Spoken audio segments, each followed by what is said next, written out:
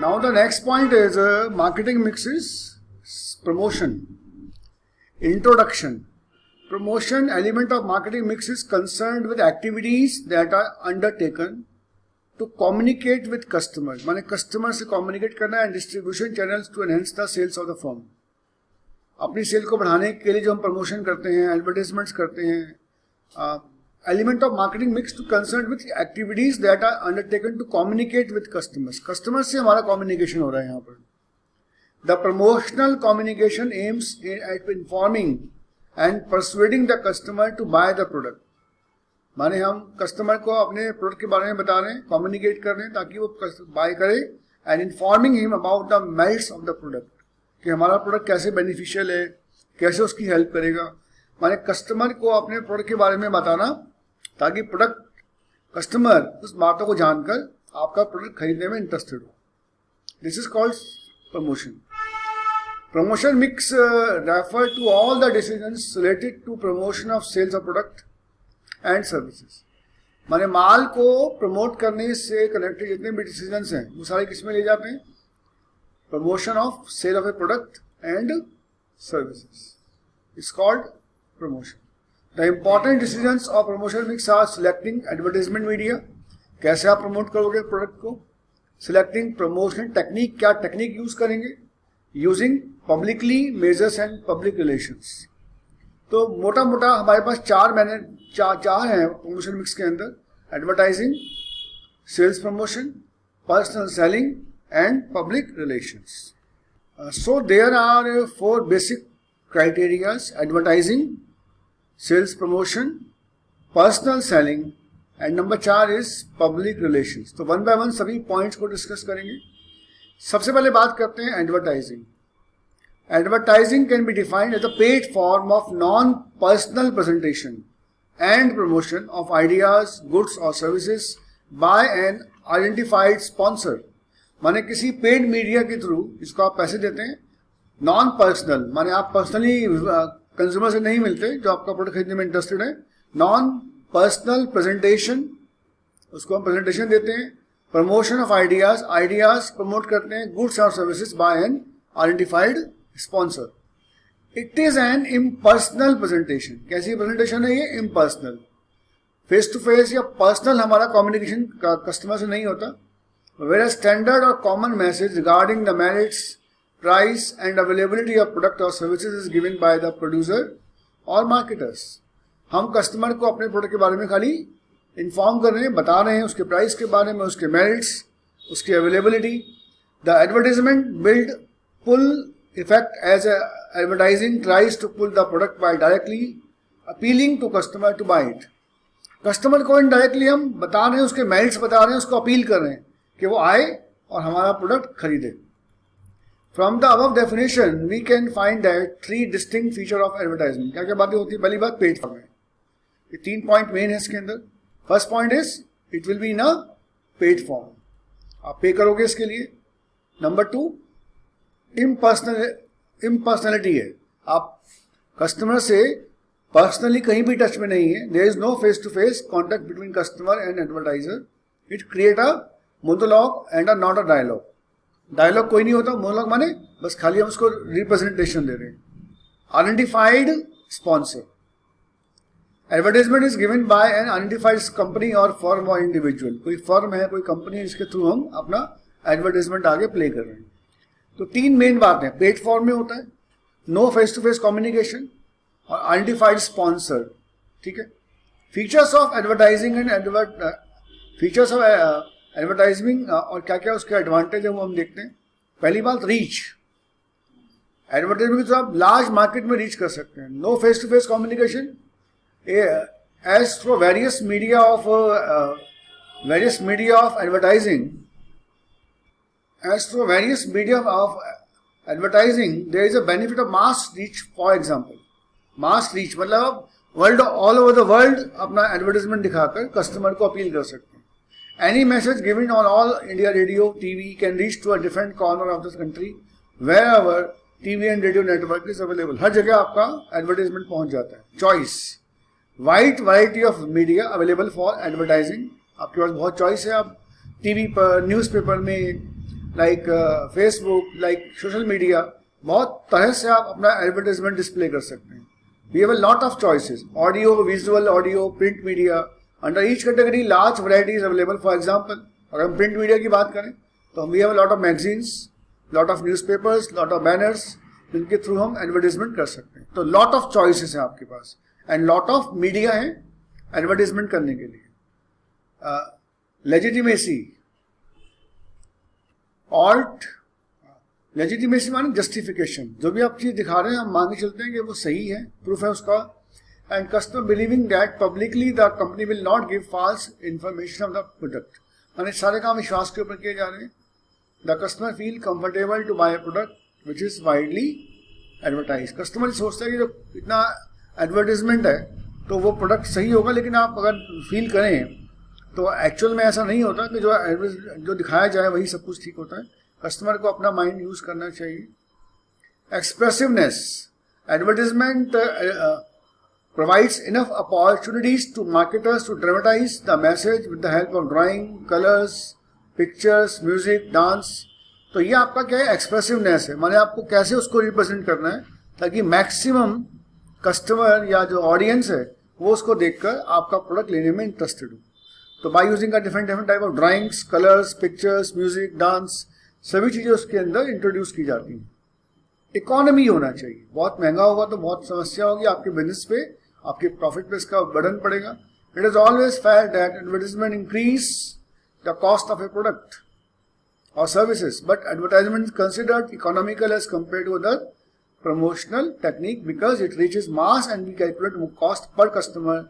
It is very low और nominal.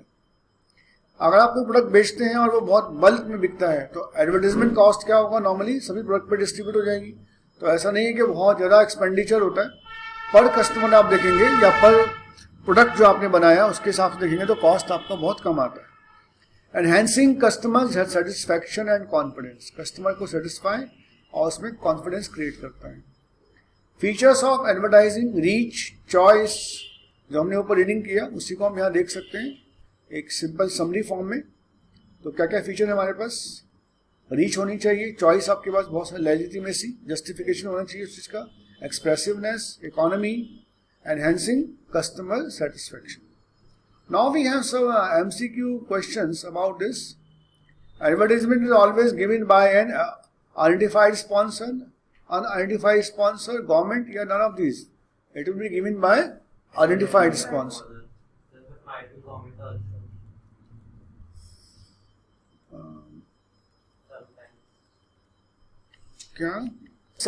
The second point is sales promotion.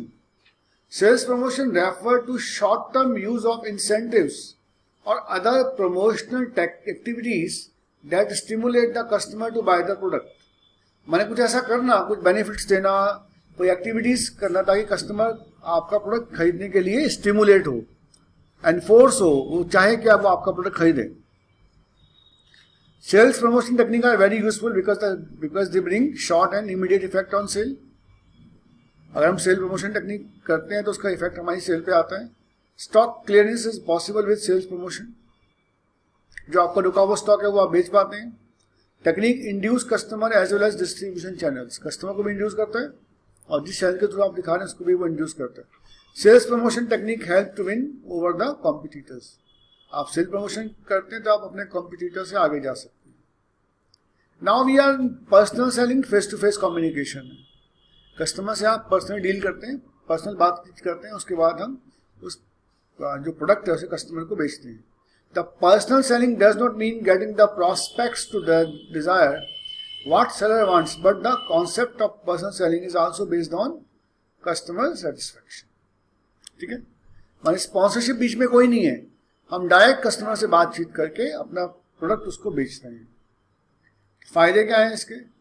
Personal interaction है, directly मिलते हैं customer जाके, face to face, two way communication है. वो अपनी बात बताता है, आप अपनी बातें बताते हैं, बेटर रिस्पॉन्स आता है क्योंकि कस्टमर की जो डिफिकल्टीज हैं, जो फीडबैक है, वो आपको इमीडिएट आप उसको सॉर्ट आउट कर लेते हैं. रिलेशनशिप डेवलप होते हैं कस्टमर के साथ, ये फ्रेंडली रिलेशनशिप. बेटर कन्विंसिंग, हम कस्टमर को आसानी से और अच्छे से कन्विंस कर सकते हैं अपने प्रोडक्ट के बारे में. तो दोनों के अपने अपने एडवांटेज और डिसएडवांटेज हैं. तो यहाँ पर आपको दोनों का डिफरेंस गिवन है, advertisement and personal selling. Form, it is an impersonal form of communication. It's a formal personal form of communication. Flexibility, less flexible. एक स्टैंडर्ड, आपने एक एडवर्टाइजमेंट बना दिया, एक वीडियो बना दिया, एक मैसेज डिस्प्ले कर दिया, वही सबको मिलेगा.